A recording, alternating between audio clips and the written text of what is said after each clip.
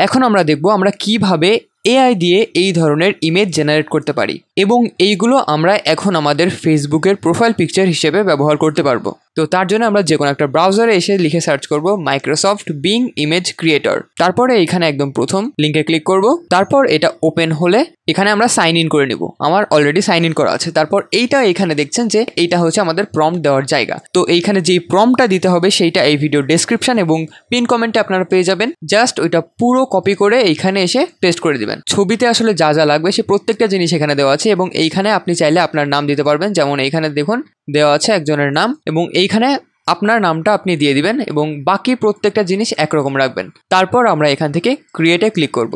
দেখছেন আমাদের ছবি কিন্তু তৈরি হয়ে গেছে এবং এইগুলো একদম আমাদের প্রোফাইল পিকচারের জন্য পারফেক্ট। এবং এখানে যদি ব্যাকগ্রাউন্ডটা আপনি আরও লাল করতে চান তাহলে এখানে রেড কালার্স এখানে দিয়ে দিবেন। তারপর একদম লাস্টে যে আবার লিখে দিবেন রেড কালার্স। তারপর আবার ক্রিয়েট করবেন।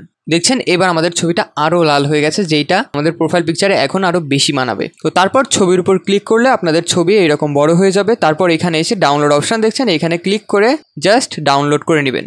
ওকে, তো এই ছবিটা আমার খুব ভালো লেগেছে, দেন এটা সেভ করে নিলাম। তো এখন আশা করি আপনার প্রোফাইল পিকচারের জন্য আপনি খুব সহজে আপনার নাম দিয়ে এই ধরনের ছবি তৈরি করতে পারবেন। এবং যদিও এখানে নামটা আসেনি, বাট দু একবার আরও ট্রাই করলে আপনি নামটাও হয়তো আনতে পারবেন। তো আশা করি ভিডিওটা আপনাদের ভালো লেগেছে। এমন ভিডিও আরও পেতে প্লিজ আমাদের চ্যানেলকে সাবস্ক্রাইব করবেন। তো দেখা হবে পরের কোনো একটা ভিডিওতে, ততদিন ভালো থাকবেন, টাটা।